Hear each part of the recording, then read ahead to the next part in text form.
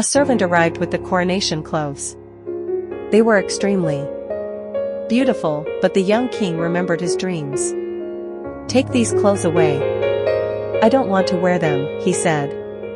"Is this a joke, Your Majesty?" asked the servant, but the young king told him about his dreams. "In my robe there is sadness and pain, in the rubies there is blood and in the pearl there is death," he said. The servant replied, "Please forget your dreams. Put on the robe and the crown. The people will not recognize a king without a crown and a scepter." But the young king put on his old tunic from the forest and took his shepherd's staff. "I arrived in the palace with these clothes, and I will leave the palace with these clothes," he said. "Now I am ready for my coronation." A servant asked him, "Where is your crown?" And he took a briar of thorns from his balcony. "This will be my crown," he replied. The young king rode his horse to the cathedral. The people laughed when they saw him. "This is not the king, but the king's servant," they said. He explained his dreams, but one man was angry and said, "Do you not know that rich people give poor people work? It is difficult to work for a hard master, but it is more difficult to work for no master. Please return to the palace and put on your coronation robes. The rich and the poor are brothers," he replied, but the people laughed again. He arrived at the great door of the cathedral, but the soldiers stopped him. "What do you want?" "Only the king can enter by this door." "I am the king," he replied. The bishop saw him and asked, "Where is your crown? Where is your scepter?" The young king told the bishop of his dreams, but the bishop answered, "Listen to me, I am an old man.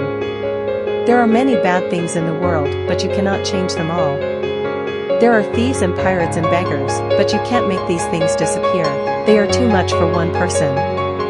Go back to the palace and put on your coronation clothes." But the young king passed the bishop and entered the cathedral. He went to the altar and looked at the image of Christ. He saw the light of the candles and the smoke of the incense. Suddenly a crowd of people ran into the cathedral. They had swords and were very angry. "Where is this king dressed in beggar's clothes?" they cried. "We must kill him because a beggar cannot rule us. He will be bad for our country." But the young king prayed silently in front of the altar. Then he turned and looked at the people sadly. At that moment a ray of sun shone into the cathedral. It illuminated the young king at the altar. The sun made a beautiful robe around him, red roses grew on his dry crown of thorns, and white lilies grew on his staff.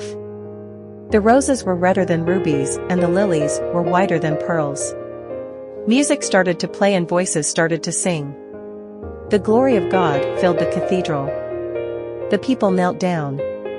"He is crowned by someone greater than me," the bishop said, and he knelt in front of the young king.